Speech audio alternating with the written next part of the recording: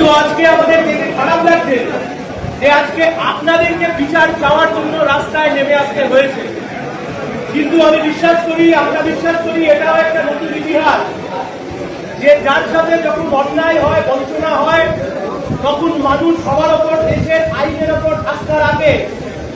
কিন্তু মানুষের মনে যখন এই ধারণা জন্মে যায় যে একটা সরকার সে আর আইনকেও তোয়াক্কা করছে না, সুপ্রিম কোর্টকেও তোয়াক্কা করছে না, সুপ্রিম কোর্টের জাজমেন্টকে তোয়াক্কা করছে না, সুপ্রিম কোর্টের কনসেন্টকে তোয়াক্কা করছে না, আদালত অবমাননাকে তোয়াক্কা করছে না, তখন রাস্তাই একমাত্র রাস্তা।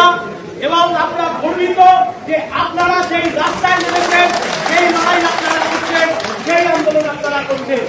মানুষ কিসের জন্য আদালতে আসেন? মানুষ আদালতে আসেন তার যে অধিকার, সেই অধিকার থেকে যদি কেউ বঞ্চিত হন, সেই অধিকার থেকে যদি কেউ বঞ্চিত হন, তার সেই অধিকার বুঝে নেওয়ার জন্য আদালতে আসে। কিন্তু ইতিহাসে আমরা বারংবার দেখেছি আদালত অনেক অধিকার দেওয়ার পরেও সেই অধিকার ছিনিয়ে নেওয়ার জন্য আদালতের কালো কোর্ট আর কালো পিচের রাস্তা, এই দুইয়ের লড়াইতে অধিকার শেষ অবধি ফিরে পাওয়া যায়। আমি আপনাদেরকে একটাই কথা বলতে পারি, এতদিন ধরে আদালতে আলোচনা হচ্ছিল যে ডিএ আপনার অধিকার নাকি ডিএ সরকারের দয়ার দান। বহুদিন ধরে আপনারা লড়াই করেছেন, শুধু ডিএ পাওয়ার জন্য নয়, ডিএ আপনাদের অধিকার, এইটাকে বোঝানোর জন্য।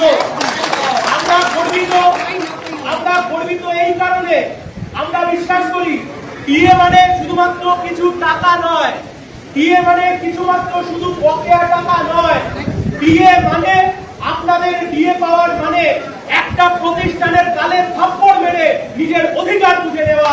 আপনারা এই লড়াই লড়ছেন, আমরা আইনজীবীরা, প্রগতিশীল মানুষরা সবাই আপনাদের পাশে আছি। নিজেদেরকে কমজোরি ভাববেন না, সমাজের সর্বস্তরের অংশের মানুষ আপনাদের পাশে আছে, আপনাদের এই লড়াই